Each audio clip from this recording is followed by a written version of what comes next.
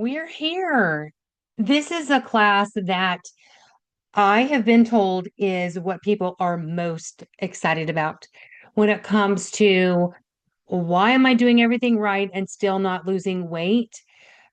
I will tell you, I'm as a practitioner who uses social media, it is so hard to get to use the words weight loss, weight management, because either of those are highly saturated by to sell you gimmicks and things like that because it makes practitioners that are real and not bots, it makes it to where our stuff just gets lost in the algorithm.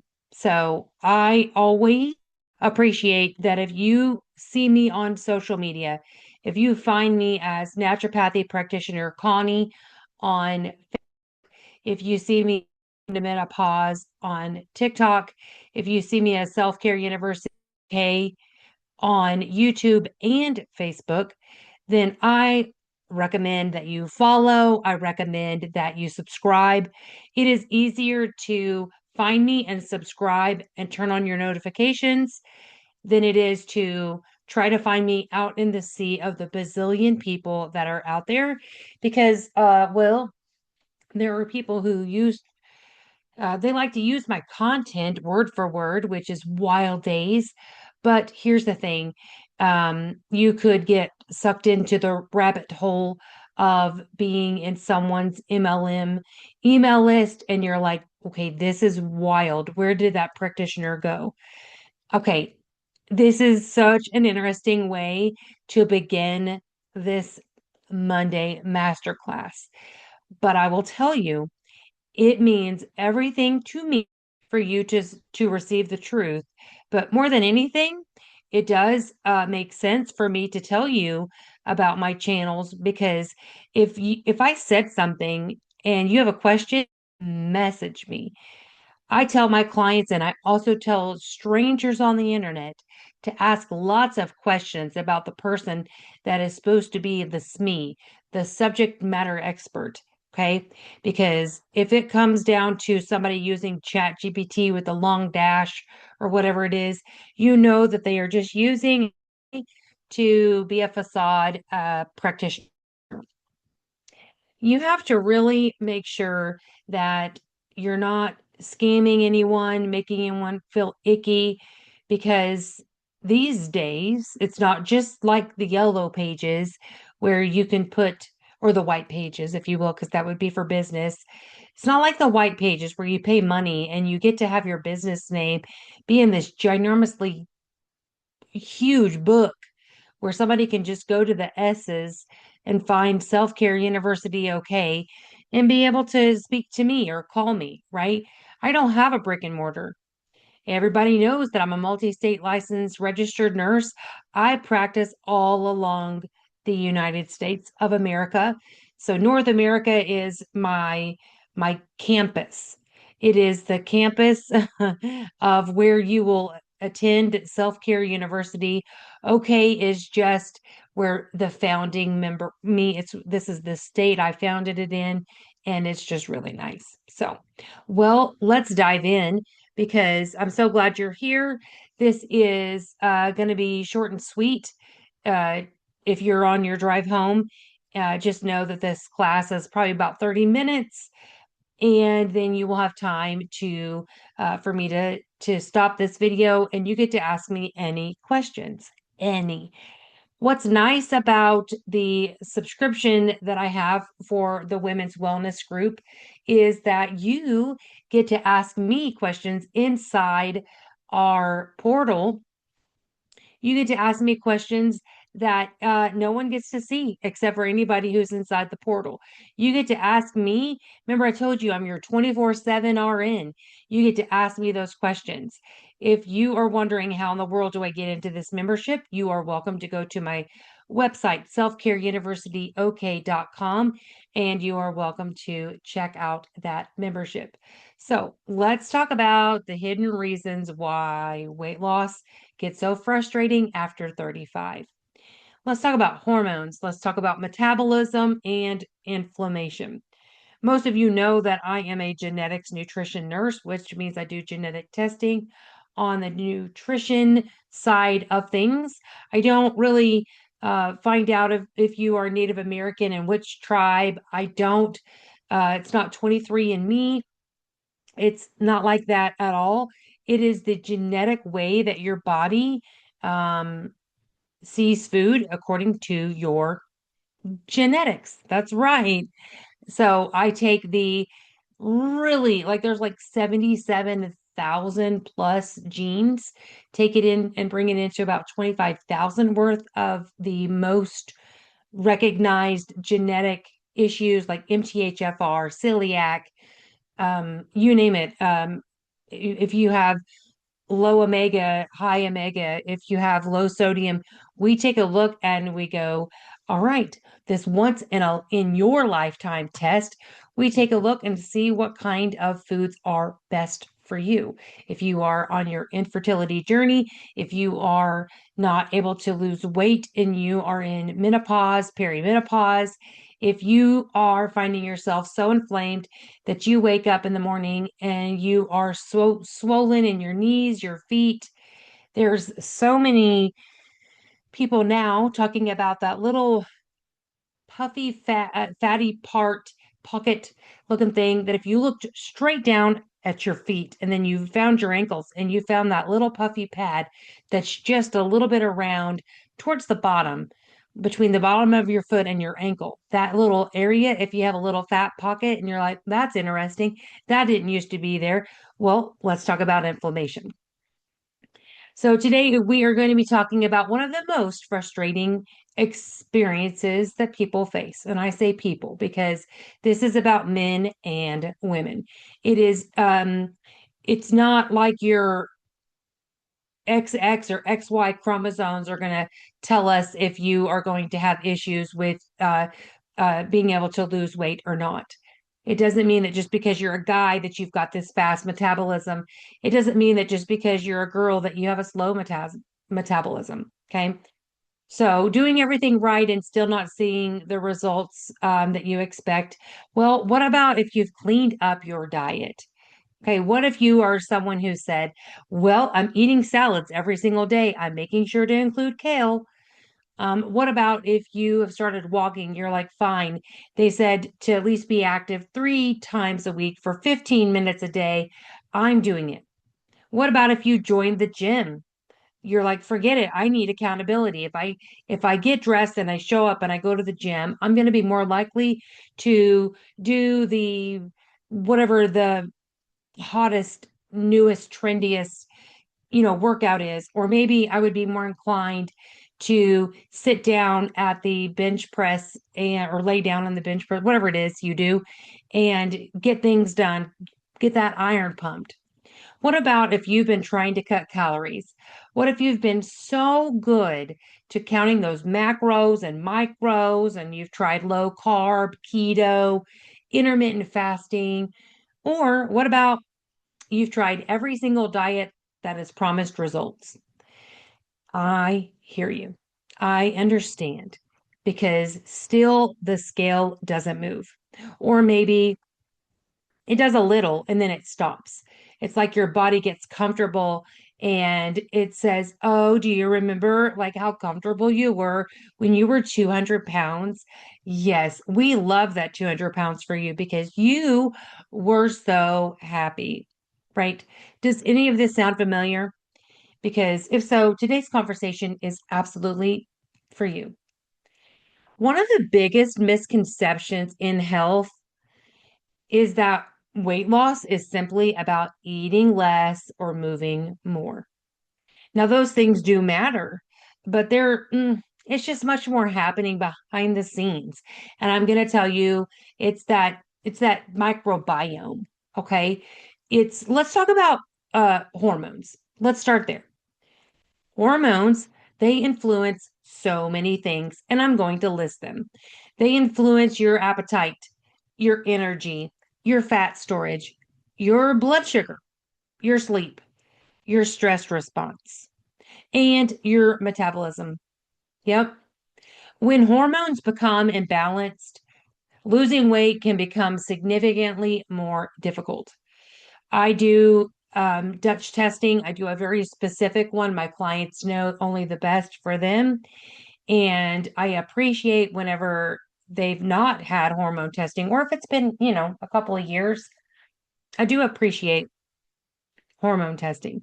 That is not a once in your lifetime test because you're probably going to want a Dutch test maybe every couple of years if you are on a medication. Like if you are on pellets, if you are on a natural hormone replacement therapy, either way, right? So when your hormones become imbalanced, losing weight, it can become significantly more difficult. And this is especially common during perimenopause, menopause, postpartum recovery, chronic stress, and periods of these poor sleep patterns. Okay. Many women tell me I haven't changed anything, but suddenly I've gained weight. And often, hormones are a part of that conversation. I know that when I listen to studies and whenever I listen to the science of it all, I've heard that even like all the way up into the Harvards, all the way up into all those really fancy schools, is that menopause for women's health, menopause wasn't even educated on. It is a specialty. I will tell you that I have learned from many a provider who just went during their basic medical school. There wasn't information about menopause. It really just was kind of like, well, you're this old, so you're probably, they're probably not going to use the word probably because it's diagnostic, so they're going to use factual words, and not maybe or possibly. But really, I'm going to say within the last, I've been doing this education for right now, as of filming this, I've been doing this education on hormones, on menopause, on perimenopause, postmenopause. I've been doing it for 30 years. 30. Yep. I've done my own education. I am an RN with my bachelor's degree, but I will tell you that that wasn't discussed in school. I did my own education and I help people get certified in that training in that with that information because it's so crucial. It's so helpful. I will tell you that now that there's all these prescriptions coming out, of course, all this education is popping up, but I don't really think you're going to see anything, back in the olden days in the archives. You know what? Show me, prove me wrong, and not some Wikipedia stuff that's totally editable. Yeah, let's have a conversation because women's health has been such a gray area unless you've had a hysterectomy or you've had something that I mean, now most recently, PCOS, PMDD. There are so much, I don't know. It just really is super lacking, which is why I do what I do. It's why I provide the education that I do. I've actually had many people, which I mean, can I toot my own horn for just a second? I mean, since I kind of pioneered it, for women's health is that they've said your videos actually helped me have a conversation, actually helped them have a conversation with their doctor. And I'm like, that is so fantastic. That's what this is about. It is about finding out what are the top five symptoms, what's going on, and how do we correct them, remedy them, well, let's just bring them up into the sunlight so that we can actually do a deep dive because that's what I do. Let's do a deep dive and find out what's going on. So if you're a provider and you've got a patient that's slow moving or always finds herself, she was on the GLP-1 or he was on the GLP-1 and just, I mean, everything came back on plus some. Well, the two things that I would suggest is hormone testing and genetic nutrition testing, which if you are a collaborator, if you are in the referral bank of mine, go ahead and send me that referral. I would love that because I think this is so phenomenal. Well, let's go ahead and talk about stress. It is not just emotional. Nope.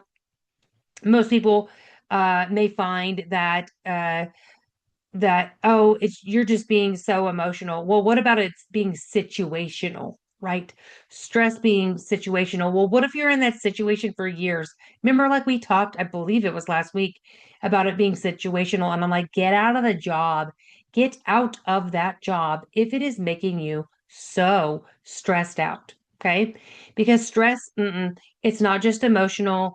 It can come from poor sleep, illness, financial pressure, caregiving. Oh man, that all of a sudden stroke that happened to your mom, and now they have to put her on some sort of a disability care plan, and your world that you thought was so just your time and your calendar was just yours. Next thing you know, you're sending, you know, your work a message that you've got to go and take your mom to, physical therapy or occupational therapy, or you've got to be there at the house because home health came, because that's where, you're doing your outpatient or, your loved one's outpatient physical therapy, speech therapy, things like that, right?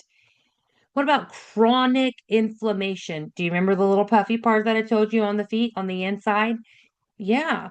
Or what about those everyday life demands? And I'm not talking about, can I have a snack?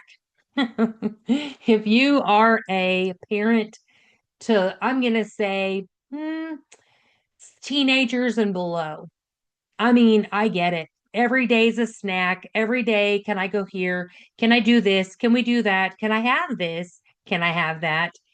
I get it. Those everyday life demands, I'm just saying that when stress remains elevated for long periods of time, the body often prioritizes survival over weight loss. When your kid wants a snack and when your kids have soccer and all those kind of things. Okay. If you are stressed out every single day of your life, not their life, if you are stressed out every single day of your life, may I offer you a suggestion in asking for help? More than likely, if you are a control freak, if you are someone who, and I mean this with love, if you are someone who says it's not my way, then it's no way, look, I get it. Find someone that you can trust, find someone on the team, find someone that you just absolutely just could trust 80%. Ask for help. Okay. Because when stress remains elevated for long periods of time, because I'm going to say it again, the body often prioritizes survival over weight loss. This is where cortisol enters the conversation. High stress patterns can increase, yeah, it can really influence those cravings. It can influence your energy, your sleep quality. What about that body composition where you're starting to just really like, is this me? Like, do we just really need to raise all the mirrors? And you know what I'm talking about. And look, if you're getting to the point of where you're raising the mirror because you don't want to take a peek at all at your body composition, let's just be mindful that if you are less than 5 feet tall and your BMI is 31, no matter how high you put that mirror up, okay, y'all, let's have a conversation about what you are at risk for. There's no if you are at risk for, it is what are you at risk for. Okay. Well, I guess you could say the same thing could be about anybody who has a BMI of 31. As of this recording today, a BMI of 30, 31 is considered, uh, not the, it's just not optimal. Let's go with that. So high stress patterns, they can influence cravings. So the energy, the sleep quality, and the body composition, which is why many people are trying to lose weight while simultaneously running on exhaustion. And you're probably like, when does this get to the fun part? Look, if you're on the struggle bus, then all that I'm saying is just making sense. And I'm going to ask you to do what I ask my clients to do is journal about it. If you have a cell phone, you have an app, it's called Notes. You can leave yourself a verbal note of things that you want to ask your doctor about. And if you have a place that you go and see and they have an app and you can leave a message with them, do it. Absolutely do it. If you have the ability to copy and paste your message, do it. Ask them the questions. Just make sure that they are short, concise, to the point, because if they have questions, they're going to ask you to go deeper. But if they feel like they can get what they need from the pieces of the information that you are sharing, awesome sauce, right? Because many people are trying to lose weight while simultaneously running on exhaustion. And y'all, I'm going to tell you, that is a really difficult combination.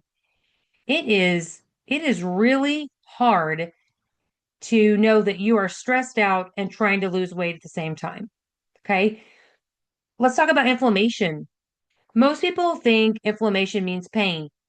Remember the puffy part that I was saying? You could probably press it and be like, that doesn't hurt, but it's puffy. That's so interesting. I don't even cross my legs. I don't even sit on my feet. All the things, right? But just remember, inflammation can also contribute to fatigue, brain fog, weight resistance, joint discomfort, digestive concerns for sure, and also feeling generally unwell.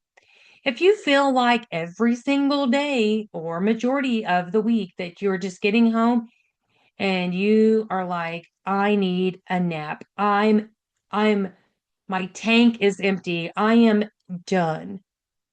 This is the part where we need to talk about, like, are you feeling unwell?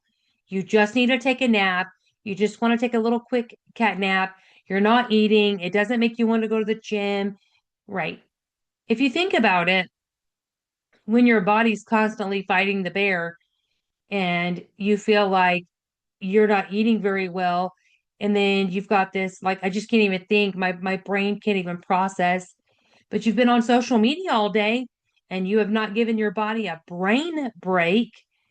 I'm just saying that inflammation, it can contribute to these things. Okay. What are you eating? What's going on in the body? What's happening? Because when inflammation is elevated, the body may not respond the way that we expect. You're living in your body, and there are times when you can just take it to the max, and then you expect it to just all of a sudden work like a charm and be able to, think on a dime and be able to just be like, I'm going to be able to recall everything I need to because my family needs me. And I am just doing this because nobody can help me. All right. Well, let's talk about sleep. Sleep is one of the most underrated health tools that we have. There's so much that happens whenever you are asleep.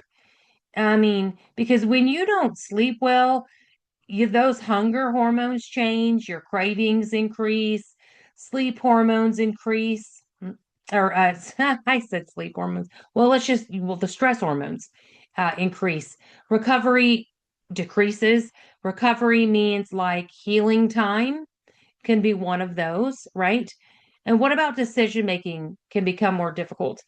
I just really don't think it's fair for you to sleep 5 hours a night, even 4 to 5 hours a night, and expect to wake up and to deliver the best presentation you did in your entire life and still need to function throughout the day and do your thing and then drive back home and then, get yourself a nutritious meal and just, get everything ready for the next day. I seriously doubt if that is going to be beneficial for you long term. Okay. Now, many people focus on food while completely overlooking sleep. So let's get to genetics. And this is one of my favorite conversations because two people can eat the exact same meal and have very different experiences. So two people can follow the same diet and get very different results. Why? Because we are not identical. There you go. We're not identical.